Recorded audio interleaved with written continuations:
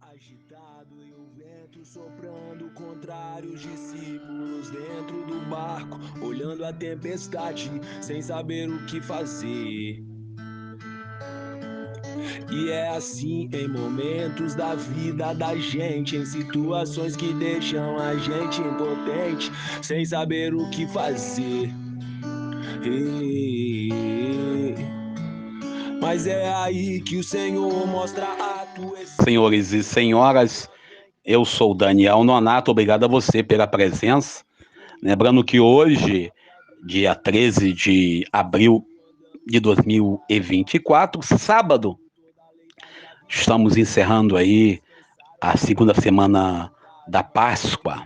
O evangelho de hoje, evangelho de João, capítulo 6, versículos 16 ao 21. Essa semana tivemos aí, domingo passado, semana passada, né?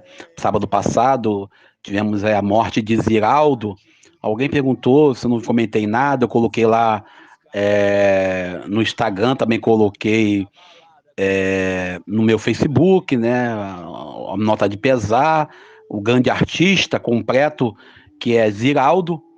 Também a gente viveu essa semana aí a realidade, esse conflito entre Elon Musk e o Xandão.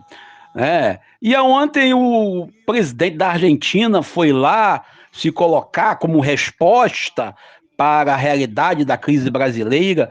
Cria-se uma narrativa que o país está numa ditadura, deputados sendo pagos com o nosso dinheiro para ir para a Câmara Federal norte-americana, estadunidense, para falar mal do Brasil. Isso é coisa de quem é patriota, isso é coisa de quem diz que ama o Brasil. Eles estão sabotando o Brasil para que o governo tenha, vamos dizer assim, insucesso, para que aconteçam as crises. Esses são os verdadeiros patriotas, que dizem que gostam do Brasil, que estão defendendo o Brasil, mas na verdade são apenas interesseiros egoístas que querem o poder para fazer o que quiser. Também ontem nós tivemos aí a audiência, né, de instalação do processo contra aquele cidadão lá em São Paulo que bateu com seu carro caríssimo, né, num carro de aplicativo, e foi liberado, né, semana passada, como se nada tivesse acontecido, e que a mãe dele falou que ele tinha machucado a boca. A polícia liberou, mesmo com 2 corpos, pelo que eu sei, dentro do carro que ele bateu, simplesmente, e o outro, né, preso na ferragem, ele foi liberado para ser medicado no hospital, saindo assim do flagrante. E ontem ele pagou, né, de fiança para não ser preso, R$ 500.000. Sabe quando eu vou ter R$ 500.000? Só o milagre de Deus. E aí ofereceu para a família da vítima, né, ofereceu um salário mínimo para poder, mensal, para poder alternar, para poder acalmar, para poder atenuar, né, a culpa. Senhores, uma vida humana vale quanto? O ato de pagar a fiança, que é R$ 500.000, para a gente, desculpe, quanto que vale uma vida humana, eu pergunto. A pessoa sai para dirigindo bêbado, é, a pessoa sai com seu carro bêbado, e foi comprovado isso, o amigo dele que estava junto, que teve, né, entrou em coma, etc e tal, ele deu testemunho ontem de ontem, deixando bem claro que ele estava embriagado e que ele sabia disso, ou seja, então ele assumiu o risco de matar e também de morrer. Inclusive, esse amigo dele perdeu um dos braços. Mas é aquilo, né? A gente vai ver o país questionando a saidinha, e a frase que eu li de manhã no Facebook, vale a pena citar, né? Bandido pobre, preto de favela, bandido bom, é bandido morto. Bandido rico, que pode pagar 500.000 de... que só pode ser bandido, quem sai dirigindo um bêbado, e o miliciano, é bom solto. É para a gente ficar indignado, é para a gente poder pensar o que nós estamos fazendo nesse país moralista e hipócrita. Essa é a realidade. E aí ficam aí noticiando né, que o Milley vai resolver, que o Elon Musk vai resolver, e quando na verdade quem tem que resolver é você. Bom, e também, para poder encerrar nossa fala, continuo recebendo, né, aí as mensagens no WhatsApp dos possíveis candidatos a vereadores. Não vem não, que eu sou candidato a prefeito. E vamos nós, o meu momento está sendo normal vice, né? Doido igual a mim. E vamos nós, o evangelho de hoje. Então Jesus disse: vem.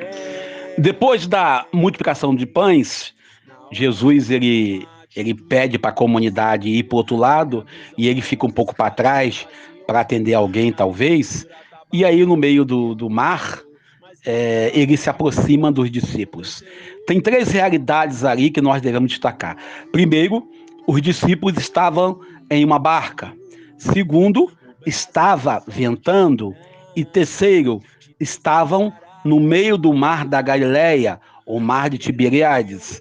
E a gente, quando olha para essa realidade, a gente primeiro olha que ele, Jesus, anda sobre as águas. A realidade de Moisés, lá no Antigo Testamento, lá no Êxodo, é a realidade de abrir o mar para o povo passar. Jesus consegue a proeza de andar sobre as águas. Lá no Evangelho de Mateus, Jesus, ele, Pedro vendo que era Jesus, ele pergunta se pode ter com ele. E ele pede para Pedro, vem até mim. E Pedro vai até Jesus, anda até um pouco, mas depois começa a afundar, por devido estar inseguro. E Deus, que caminha com o povo, caminha até sobre as águas. O Deus que alimenta a comunidade, o Deus que nos quer bem alimentados, nos convida a caminhar com Ele, até mesmo sobre a água. Mas depois de Jesus caminhar sobre as águas, ele entra na barca. E a barca, já falei isso outras vezes aqui, representa a igreja.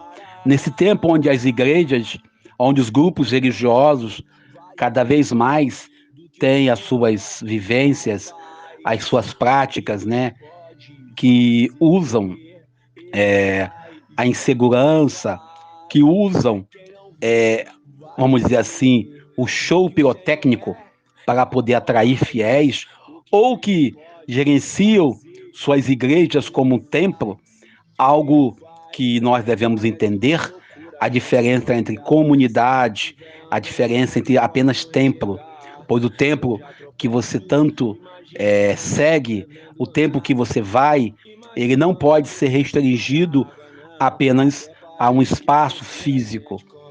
A realidade do templo é algo que se faz necessário no cotidiano.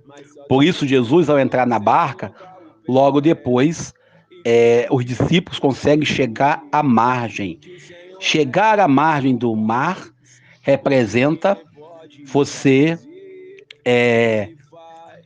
estar na certeza com Jesus. Estar com Jesus envolve, sobretudo, estar em terra firme. Por isso, no domingo de Páscoa, nós lemos um texto que fala sobre a questão da pedra que os pedreiros rejeitaram. Jesus, quando fala de Pedro, fala que Pedro é a pedra. Tu és Pedro, e sob esta pedra edificaria a minha igreja. Essa realidade da barca, essa realidade do mar, são realidades que nós estamos vivendo. A realidade da insegurança, às vezes a realidade de estarmos em uma igreja que está longe de Jesus, uma igreja mais empresa do que de fato uma preocupação em revelar o Mestre, o Senhor da vida. E fiquemos com Deus nesse sábado. Amanhã, se Deus quiser, estaremos ao vivo no YouTube. Então se ligue no nosso canal, @denonato. Bom dia, eu sou Daniel Nonato. Estavam vendo um fantasma, nem acreditaram que era Jesus de verdade. E Pedro disse: se o Senhor for o meu mestre, deixa eu ir a ti andando por cima da água também. Então Jesus disse: vem.